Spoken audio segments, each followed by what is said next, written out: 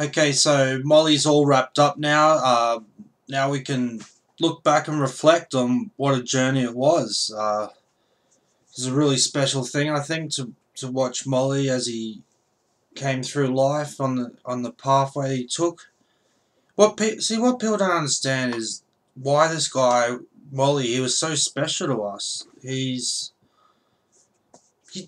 he's just amazing. Like, you know what I mean? Like, we grew up with him, right? Like, oh, like, no offense to my parents, but he practically raised me.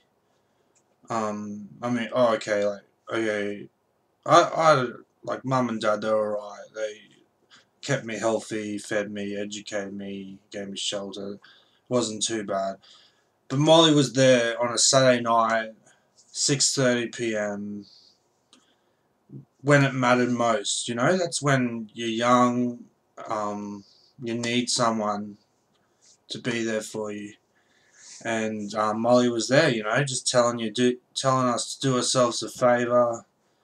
For me, he was telling me to get the latest CD from Spider Bay, or Regurgitator, or even Grinspoon. It doesn't really matter the band. Just he told us to do a favour, and it was usually a pretty good CD. So thanks for that, Molly. And but anyway, I'm losing track here, but about the series, you know, when these things come out, you're a bit skeptical. You don't know what's gonna happen. You're like, and then they go to so much effort to make them look the same, like things to look the same. You know, you're like, oh, we still need a plot. You know, like what's going on if you don't have any plot? You can't just make it look like, oh yeah, like yeah, look, he looks like the guy that looks like him. You know what I mean? It's like, anyway, but they had like Samuel Johnson as Molly. Like that was an inspired move. Like,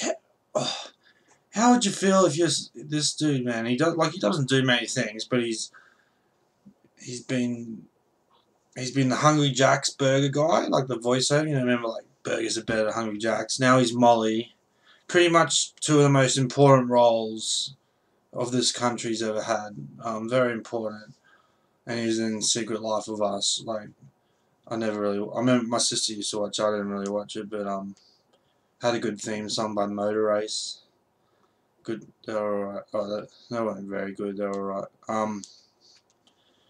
Yeah, but and you see all the people popping up like for the rock and roll history of Australia. Like, oh, there's Michael Gudinski, like the Mushroom Records guy. Shirl, Skyhooks. They're all popping up, and they had some like actual footage they were using, and it was pretty cool. It was like they sort of mixed it in, so you have to be like, oh, what's the new footage? And you really get to see the story. Like I was flashing back to with Molly in the hospital, so it was one of those sort of bit bit art housey, you know. But that's all right. That's all right. Like we don't mind if young directors sort of trying to put their mark on things, but the main thing is the Molly story. You know, that's the chunk of it. So it was it was pretty good. Like across 2 weeks. I actually thought it was going to be 3 weeks. I didn't know, and then it just finished, and I was like, oh, like once you knew, you could see the things like, oh, that's when he gets the hat. You know, you're like, oh, that's when he gets the hat, and or like, oh, that was that moment when that happened. You know, like Cold Chisel just destroying the set of Countdown, that sort of thing.